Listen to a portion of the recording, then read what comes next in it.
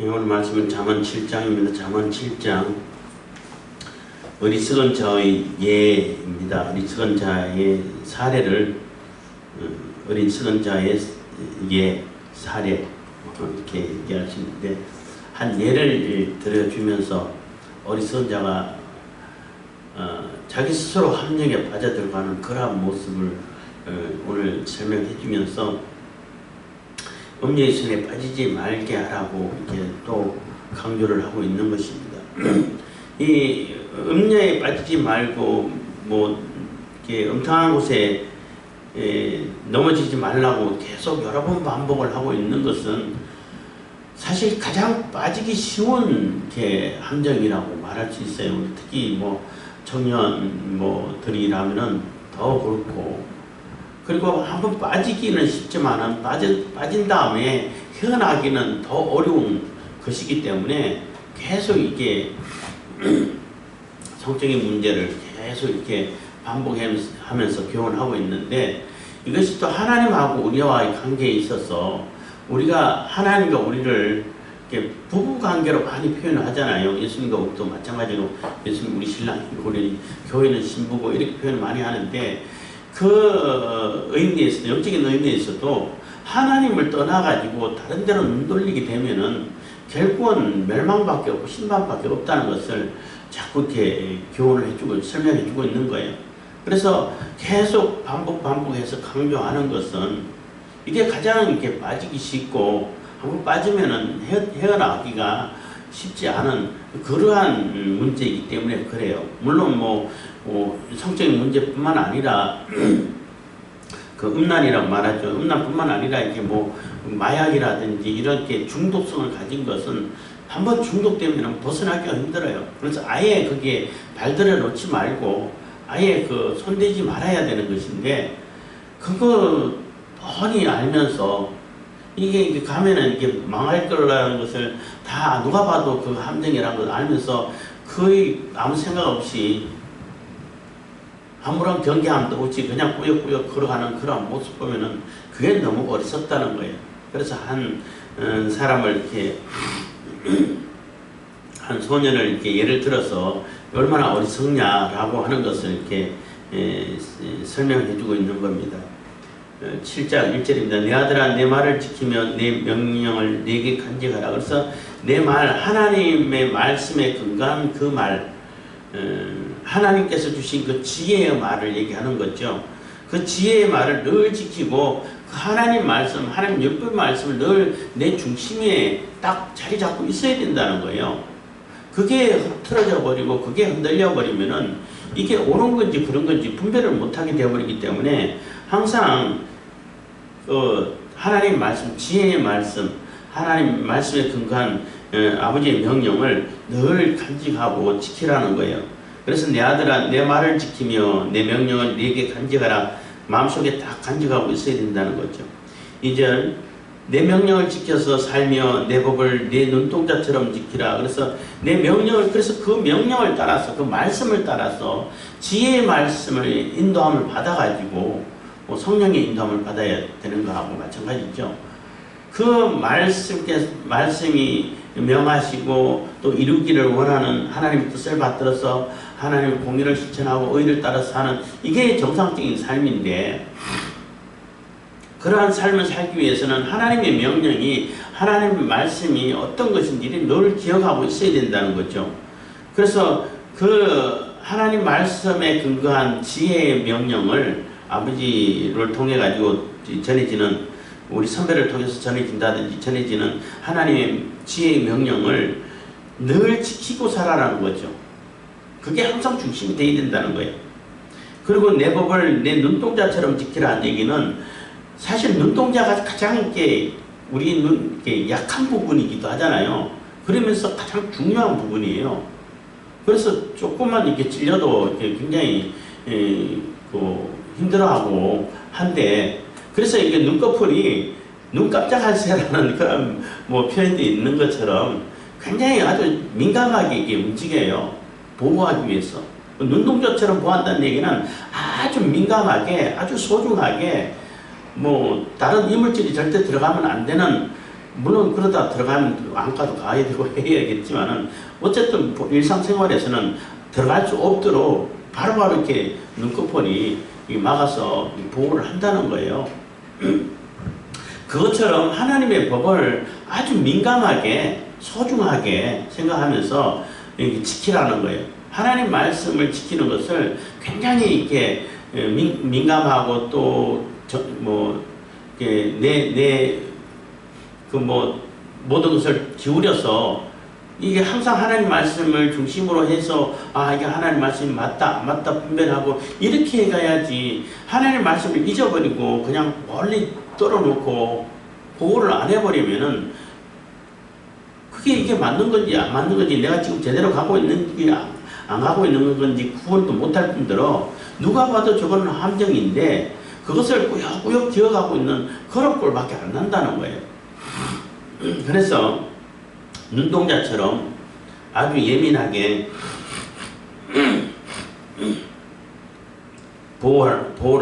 보호하듯이 지키라는 것입니다. 이것을 내 손가락에 매며 이것을 내 마음판에 새기라. 그래서 마음판은 탁새기고 손가락에 매라는 얘기는 손이, 우리가 이렇게 일할 때는 모든 사역이라든지 일이라든지 하는 일은 다 손으로 하잖아요. 사람은 손으로 하는데 손가락이라 그러면은 더 세밀하게, 더 이렇게 구체적으로 얘기를 하는 거예요. 구체적으로 세밀한 부분까지도 다 하나님의 법을 따르고 하나님의 의를 생각하면서 하나님 뜻을 따르는 그러한 심정에서, 그러한 자세로 그러한 목적을 가지고 일을 하라는 거예요. 내 손가락에 볼매라는 얘기는 또 그런다고 해가지고 또 손가락에 이렇게 또 이렇게 실질적으로 이렇게 가죽 뒤에 이렇게 해가지고 유대인들은 또 손가락에 감아서 다니기도 한다고 그래요. 그래서 사람들이 내가 하는 일을 보고 내가 하는 행동을 보고 저 사람은 하나님 말씀 지키는구나, 이렇게 알 수 있게끔 하라는 거죠. 손가락에 매란 얘기는 손에 잡으란 얘기해도 되는 얘기인데, 손가락은 더 구체적으로 더 세밀하게 이게 하나님 말씀 따라가지고 모든 일을 실천하고 실행하라는 것입니다. 그렇기 위해서는 내 마음판에 새겨져야, 손가락에 매긴 맸는데 마음판에 안 새겨지면은 잊어버리잖아. 그게 맞는지 안 맞는지, 또 이렇게 몇 구절밖에 기억 못하면은 그 구절이 다른 성경에 합당한 건지 안 한 건지 분별도 못 해버린단 말이에요. 그래서 마음판에 하나님 법을, 하나님 말씀을 늘 새겨야 된다는 것입니다. 4절입니다.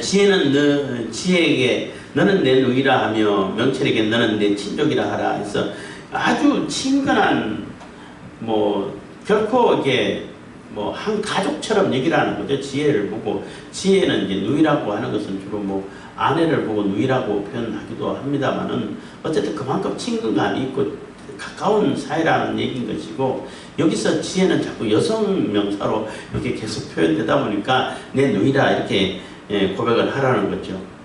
명철에게 너는 내 친족이라 하라 해서, 친족도 먼 친척 이런 정도가 아니에요. 우리나라 개념에서 친척이면 사촌이 딱 사면 비 아프고 이런 정도가 아니에요.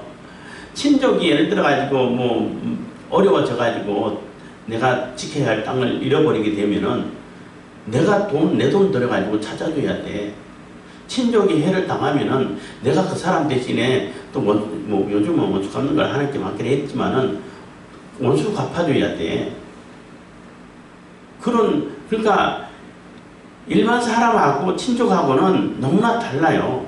완전히 내 몸처럼, 내 가족처럼 우리가 한 공동체라고 그러잖아요. 그 공동체 안에서 공동체를 위해서 일하는 것처럼 그렇게 일하는 거죠. 그래서 결코 지혜가, 명철이 나랑 떨어져 있는 것이 아니라는 거예요. 나 별개의 문제가 아니라는 거예요.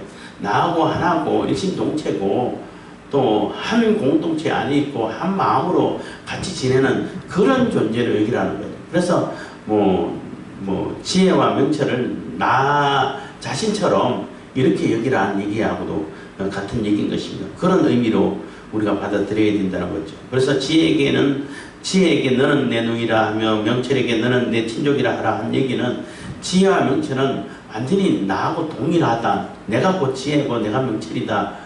내가 명철을 따라가지고 지혜를 따라서 살아야지. 이렇게 살아라는 거예요.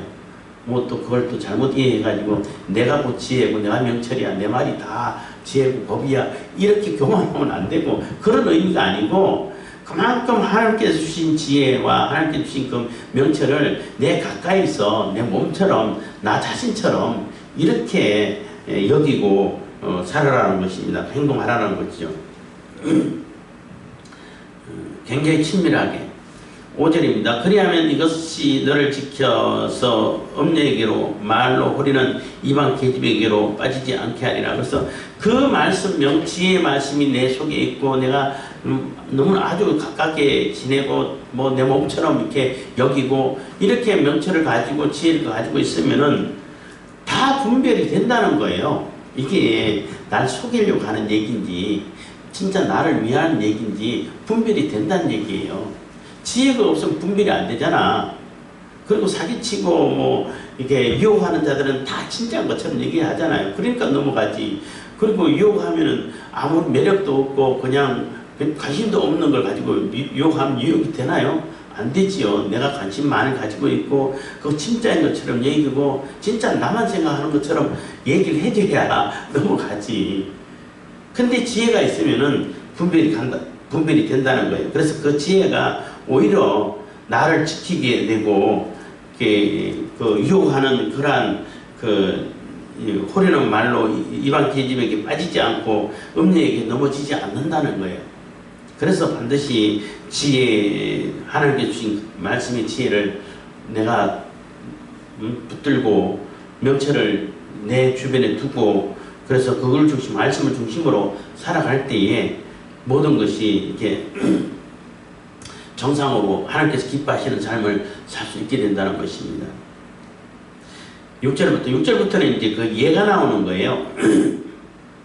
내가 내 집 들창으로 살창으로 내어보다가 살창은 이게 유대인들의 집은 뭐 나도 구체적으로 구조를 잘 모릅니다만은 옛날 집이 어떻게 됐는지 요즘이야 뭐 아파트고 다 비슷하지만은 옛날에는 이렇게 창이 없는지 하여튼 그 통풍구를 만들고 또 햇빛 들어올 수 있도록 이게 만든다는 거예요. 그래서 들창은 아마 이게 통풍구를 얘기하는 것이고 살창은 이게 햇빛을 이렇게 밖을 내다볼 수 있는 그러한 이렇게 창을 만든다고 그래요.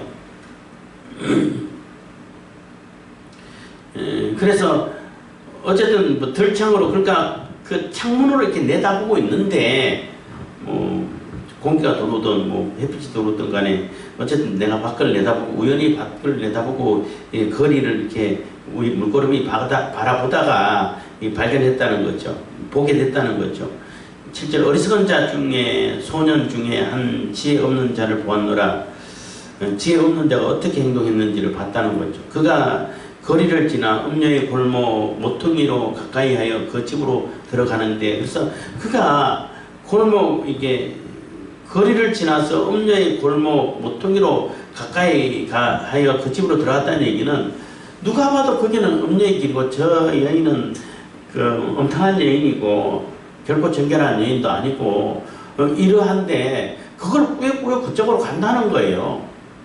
거리를 지나가지고 사람들 많은 거리를 피해가지고 그 모퉁이로 살짝 돌아가지고 그러면 누가 모르나 다 알지. 그리고 그렇게 가면은 그 뻔히 거기 와서 함정에 빠진다는 것을 알 텐데 근데 그렇게 꾸역꾸역 걸어가고 있다는 거죠. 들어가는데 9절입니다. 저물 때 항온 때 깊은 밤 흑암 중에라 해서 이게 점점 시간적인 것을 얘기해줘서 아무도 활동하지 않고 아무도 관심 가지지 않고 어둠의 세계로 들어간다는 거죠. 저물 때보다도 항온 때 점점 저물고 항온이 지나가지고 깊은 밤이 되었을 때 그 흑암 중에 그런 게 엄침한 곳으로 찾아가지고 또 그렇게 죄에 빠지고 함정에 빠지고 또 곤란에 빠지는 그러한 길을 스스로 이렇게 걸어가는 거나 마찬가지라는 거죠. 그래서 뭐 점점점 어둠의 시간들이 더 깊어지는 그때 사람들이 자꾸 이제 죄를 짓게 되고 또 음란한 짓을 하게 되고 한다는 것입니다. 10절에 그때 기생의 옷을 입은 간교한 계집이 그를 맞으니, 그래서 그때 기생의 옷을 입고 간교한 계집이 그를 맞으니 했는데, 이 여인은 사실 남편이 있는 여인이에요. 원래 기생이 아니야. 요 뒤에 읽어보면은 뒤에 나오는데, 아닌데 기생의 옷을 입었다는 얘기는 내가 기생이고 누구든 이렇게 유혹하고 짓고, 화려한 기생 옷은 화려하고 야한 옷이잖아요. 그런 옷을 입고 내가 누구든 이렇게 누구랑 하고도 이렇게 관계할 수 있다라는 것을 나타내 보이잖아요. 그래서 그런 옷을 입고 그 사람을 이렇게 맞이하고 있다는 겁니다. 이 11절입니다. 이 계집은 떠들며 완패하며 그 발이 집에 머물지 아니하며. 그래서 이 여인은 도무지 조용할 나위가 없어. 뭔 얘기를 그렇게 수다도 잘 떨고, 뭐 사람들에게 이렇게, 그러니까 과묵하고 가만히 있으면은 별로 유혹이 잘 안 되지만은, 뭐 어떤 좋은 얘기 아니면은 뭐 이상한 얘기, 한 별 얘기를 다 하면은 사람들이 그 얘기에 훅 빠질 수 있잖아요. 그것처럼 수다도 잘 떨고,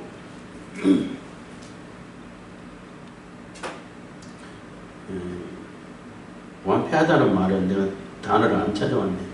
그리고 그 말이 집에 머물지 아니하면서 이 사람은 뭐 그러니까 생실이 올바르지 못하다는 거죠. 올바르지 못하고 사람들을 유혹하고 패역한 짓을, 타락한 짓을 잘하고, 그러면서도 집에는 머물러 있지 않고 항상 집을 떠나가지고 이렇게 하는 그러한 여인이라는 거죠. 그래서 누가 봐도 저 여인은 저런 행동을 하는데, 근데 그 남자는, 그 소녀는 거기에 기어가고 있다는 거죠. 앞에 단어 찾아봤어요?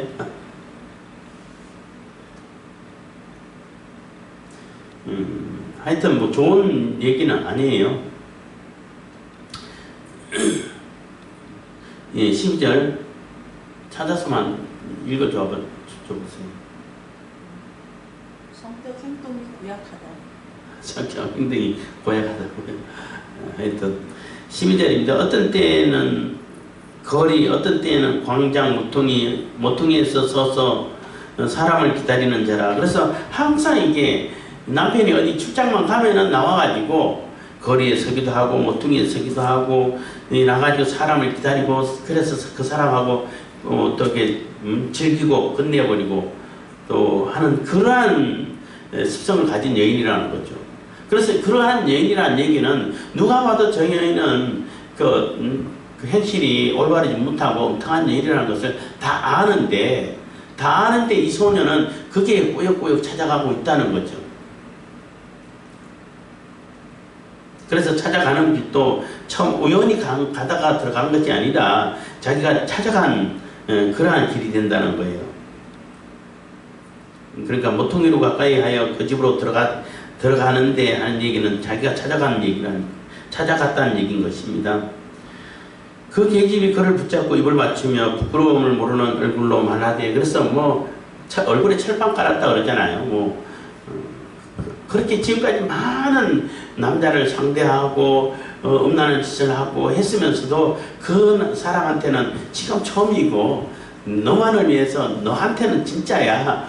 너한테는 내 마음이 뭐 모든 것을 다 줄 수 있는, 그리고 너한테만큼 진실이야. 이런 식으로 얘기를 한다는 거예요.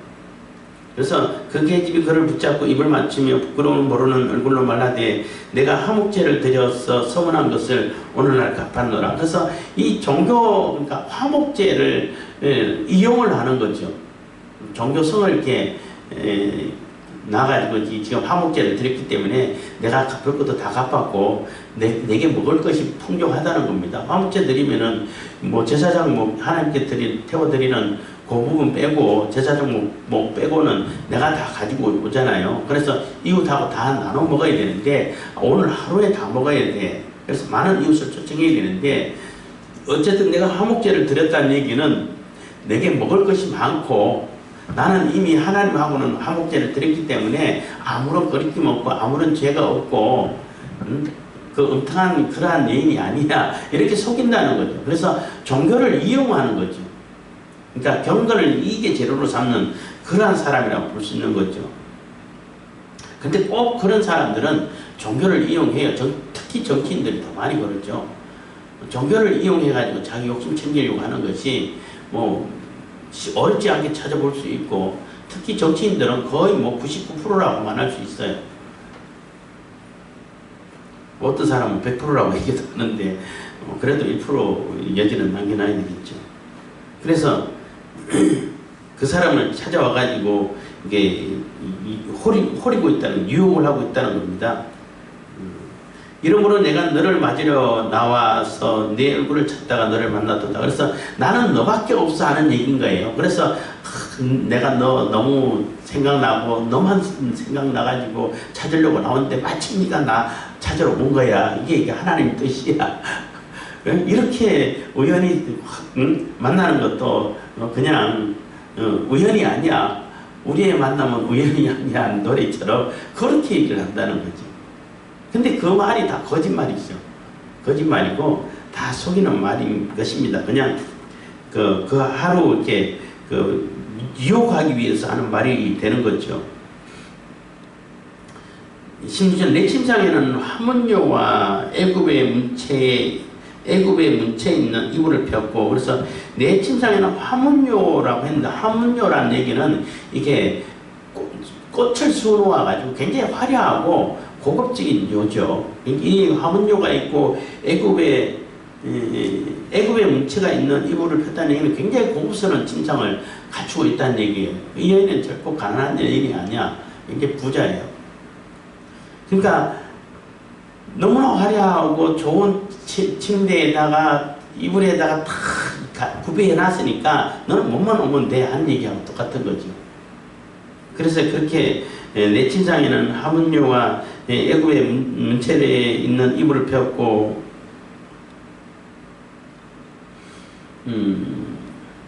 모략과 침향과 계피를 뿌렸노라. 이거 굉장히 고급 향이기도 하고 비싼 향이기도 해요. 근데 여기에 또 이제 숨은 의미가 또 뭐가 있냐면은, 모략과 침향은 죽음의 시체에 쓰는 향품이기도 해요.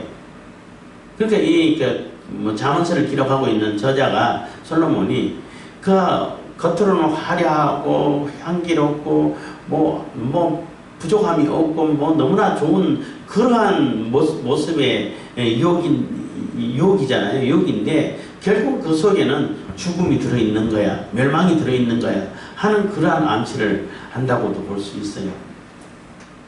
그래서 이게 모략과 침향은 이렇게 죽음에 쓰는 시체에 바르는 그런 향품이기도 합니다. 그래서 계피로 뿌렸노라. 18절 오라 우리가 아침까지 흡족하게 서로 사랑하며 사랑함으로 해라하자. 남편은 집을 떠나 먼 길 갔는데 은주머니를 가졌은즉 보름에나 집에 돌아오리라 해요. 그래서 오늘 저녁은 아주 밤새도록 즐기자, 쾌락을 즐기자 이렇게 유혹을 하고 있어요. 그렇지만 이 소녀는 혹시 이 여인의 남편이 갑자기 들이닥치면은 요즘도 굉장히 곤란을 당하겠지만은 어려움을 당하겠죠. 옛날에는 심지어는 죽이기까지 한단 말이에요. 그 남편의 권리가 거의 절대 권리과 같은 거기 때문에 남편이 그 치리를 하고 죄를 정하고 벌을 주고 심지어는 죽이기까지 한단 말이에요. 그러면은 갑자기 즐기고 있는데 남편이 오면은 안 되잖아. 불안하잖아요. 그러니까 그 불안의 요소까지도 이 여인은 싹 없애놨다는 거예요. 그래서 남편의 집을 떠나 먼 길 갔다, 멀리 갔기 때문에 금방 안 들어온다는 거예요. 영화 같은 데 보면 꼭 이럴 때 남편이 오는 경우들이 많이 있는데, 어쨌든 그건 영화고, 이 여인은 그렇게 유혹을 하고 있는 거예요. 그 은주머니를 가졌습니다. 그래서 이게 노잣돈을 두둑히 가져갔기 때문에 보름에나 집에 돌아오리라 해요. 보름 돼야 돈은 온다. 보름 한 15일 정도 되잖아요. 그러니까 넉넉하다 시간. 15일 후에 보름 정도 돼야 오는데 오늘 하루 충분히 즐길 수 있다는 거죠. 그래서 보름 얘기하면 여기서도 또 암시라는 것이 있는데, 보름은 밤도 환하잖아요. 환한 보름달인데, 그렇다면 지금은 금음달이랑 캄캄하다는 얘기죠. 아무도 보는 자가 없고 완전히 어둠 속에서 아무것도 판단할 수 없는 그러한 어둠에 있는, 어둠 속에서 이런 일이 벌어지고 있다는 것을 또 암시를 해주고 있는 거예요. 21절, 여러가지 고운 말로 혹하게 하며 입술에 호리는 말로 깨물어. 그래서 아주 막 귀에 달콤하게 절대 문제가 생기지 않은 것처럼 오로지 너밖에 없고 나는 너만 사랑하고 별 얘기를 가지고 다 호린다는 거예요. 다 깬다는 거죠. 그렇게 깨기 때문에 소년이 곧 그를 따랐으니 소가 푸주로 가는 것 같고, 그래서 그렇게 꼬신다고 해가지고 꼬임을 늘어놓는다고 한다고 해서 그렇게 줄줄줄 따라가면 안 되는데 이 소년은 따라간다는 거예요. 누가 봐도 저건 함정인데, 그 여인은 누가 봐도 한두 번이 아니고 여러 번 그렇게 해가지고 많은 사람들이 굉장히 곤란을 당하고 멸망을 당하고 죽게 되고 한 경우들이 많이 있는데 이 소년은 또 그 여인을 따라가고 있다는 거죠. 그래서 소년이 곧 그를 따랐으니 소가 푸주로 가는 것 같고, 소가 이제 도살장으로 끌려가는 거하고 똑같다는 겁니다. 미련한 자가 벌을 받으려고 쇠사슬에 매이려 가는 것과 일반이라. 그래서 미련한 자가 이게 벌을 받으려고 쇠사슬에 간다는 얘기는 누가 봐도 그거는 가면 함정이고 가면 뻔히 죽을 줄 아는데 꾸역꾸역 나는 괜찮을 거야 하고 간다는 거예요. 물론 이제 영화나 드라마 같은 걸 보다 보면은 자기가 내 밑에 수하를 위해 가지고 수하를 살리기 위해서 함정인지 알지만은 내가 책임지기 위해서 당당하게 걸어가는 그러한 그 사람도 있는데, 그런 것은 함정인 줄 알면서 갔지만은, 내가 죽는 줄 알면서 갔지만은 내 주변의 사람들을 살리기 위해서 내 하나 희생을 해가지고 살리기 위해서 가서 용감한 그 행동이지만은 이 소년은 그게 아니라는 거예요. 다른 사람들이 볼 때는 다 함정인데 저기 가면은 완전히 멸망의 길인데, 이 소년은 절대 나는 괜찮아, 다 준비되어 있고 다 했고 오늘 하루만 즐거워 얼른 나오면 돼, 이렇게 아무 일 없는 것처럼 아무것도 생기지 않을 거라는 확신을 가지고 가고 있는데 누가 봐도 저거는 죽으러 가는 길이야 하는 모습이, 그러한 모습이 된다는 거예요.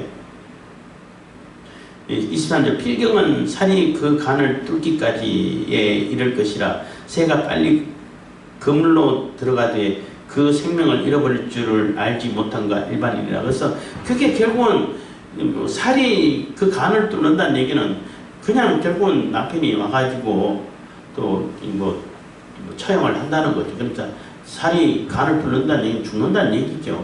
화살에 맞아서 간에 맞아가지고 죽게 된다는 얘기인데, 그래 뻔히 죽을 줄 알면서 그렇게 가는 것이 너무 어리석다는 것입니다. 새가 그물인 줄 알면서도 사실 그물인지 모르고 갔죠. 잡혀가지고 가면은 죽을 수밖에 없는 거잖아요. 그래서 새가 빨리 그물로 들어가되 그 생명을 잃어버릴 줄 알지 못한 것 일반입니다. 24절, 아들아 나를 듣고 내 입의 말에 주의하라. 그렇기 때문에 늘 조심하고 주의하고 항상 하나님의 지혜의 말씀을, 하나님의 말씀에 근거한 그 명령을, 지혜의 명령, 지혜의 말씀을 늘 마음에 새기라는 거예요.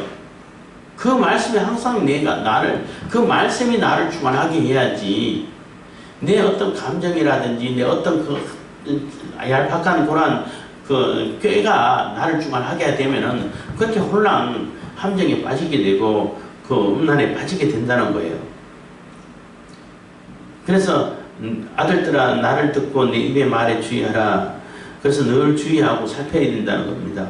25절, 내 마음이 음녀의 길로 치우치지 말라. 그 길에 미혹지 말지어다. 그래서 결코 치우치지 말고 잘 분별해서 아예 그 길을 피해서 가야죠. 거리를 지나가다 그 모퉁이 나오면 저 집은 저 행실이 옳지 않는 여인의 집이 하고 빨리 벗어나 버려야죠. 꾸역꾸역 들어가면 하게 되면은 그게 그 유혹에 넘어가지 않을 자가 없어요.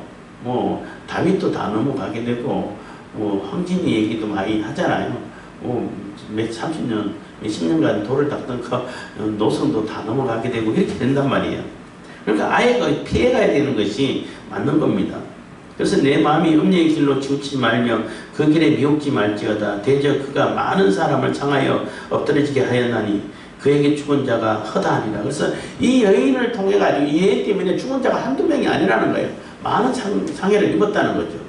이 얘기하니까 옛날에 본 지 오래됐는데 전설의 고향이 나온 것 같기도 하고 그 외에 또 다른 역사 드라마에 나온 것 같기도 한데 귀생이 너무 예뻐. 너무 예쁘고 또 하는 것이 너무나 이렇게 자기 뭐 간도 다 빼줄 만큼 잘하고 이래서 이 선비가 그 기생에 혹 빠졌어요. 빠졌는데 이제 뭐 시간이 지나가지고 한양으로 올라가고 또 뭐 이게 과거 시험도 봐야 되고 하잖아요. 어쨌든 갈 시간이 돼가지고 내가 갔다 올 때까지 절대 딴 남자 만나지 말고 있어라. 그러니까 그 기쟁이 나를 사랑한다는 표정을 주라. 그럼 뭔 표정을 줄까? 생깃발을 하나 뽑으라는 거야. 그거 뽑으면 얼마나 힘들고 얼마나 아프겠어요. 그래도 그 정도도 못하면서 뭐 나 사랑한다고 그러냐, 내가 어떻게 그걸 믿냐, 이렇게 해가지고 또 그거 진짜를 하고 뽑았어. 뽑아가지고 이제 그거 확신을 가지고 이제 가서 일 다 마치고 내려와가지고 그 기생을 찾으니까 누구세요? 아니 내가 누군지 모르냐고 그렇게 약속했잖아. 아니 내가 약속한 사람이 하도 많아서 누군지 모르겠다고. 아니 내가 이까지 뽑았는데. 그러니까 요만한 주머니 갖고 와가지고 푹 쏟으면서 한 수십 개에 열몇 개, 24개가 되는 그 이가 두루룩 나오는 거야. 그래서 여기서 당신 이빨이 누군지 한번 찾아보라고. 이런 장면을 내가 본 것 같은데 그거하고 똑같다는 거예요. 이 기생은 그때 상대하기 위해서 그냥 가만히 있으려 속이는 것이지 마음이 있지 않다는 거예요. 그래서 결국은 이 여인으로 인해 가지고 많은 사람들이 패망을 하게 되고 죽게 되고 심지어는 죽음까지 당하는 사람이 있었고 많은 사람들이 피해를 입었다는 거예요. 근데 그걸 아는데 그걸 꾸역꾸역 그렇게 기억하면은 그건 너무 어리석은 짓이라는 거죠. 그래서 대저 그가 많은 사람을 상하여 엎드러지게 하였나니 그에게 죽은 자가 허다하니라. 27절 그 집은 음부의 길이라 사망의 방으로 내려가느니라. 그래서 결코 이렇게 죽음의 길이고 멸망의 길인 것이지 결코 나에게 유익이 되는 길이 아니라는 거죠. 결국 음녀에 빠지면 다 잃어버리고 눈앞에 있는 떡 한 조각밖에 안 남고 이런 얘기를 계속 해오는 것은 이게 제일 빠지기 쉬운 것이라는 거예요. 제일 빠지기 쉬운 것이고 빠지면은 헤어나오기 어려운 것이라는 거예요. 그래서 계속 반복해가지고 경고를 주고 이게 교훈을 하고 있는 거예요. 그래서 결코 그런 데 빠져가지 말고 항상 하나님께서 주신 지혜의 말씀 마음에 탁 새겨서 그 지혜가 이끄는 대로 말씀이 이끄는 대로 나아가서 정결한 삶, 온전한 올바른 삶을 살고 그래서 하나님께 영광이 되고 사람들에게 유익이 되고 많은 사람들을 올바로 길로 이끌어가는 그런 길을 살고 그런 삶을 살아야 되는 것이지 하룻밤을 불태우고 그냥 사라져버리고 죽어버리는 아무것도 남은 것도 없고 결국은 다른 사람들은 어리석다고 욕하게 되고 뭐 그 사람을 통해 가지고 다른 사람에게 유익되는 것도 없고 이런 삶을 살게 된다는 거예요. 그래서 왜 그렇게 어리석게 살 수밖에 없냐. 그렇기 때문에 항상 하나님의 지혜의 말씀을 늘 마음에 새기고 그 말씀을 중심으로 그 말씀을 붙들고 그 말씀이 이끄는 대로 살아가야 올바른 삶이다 라고 얘기를 하는 것입니다. 기도하겠습니다. 사랑해 주님 감사합니다. 이 시간에 은혜와 복을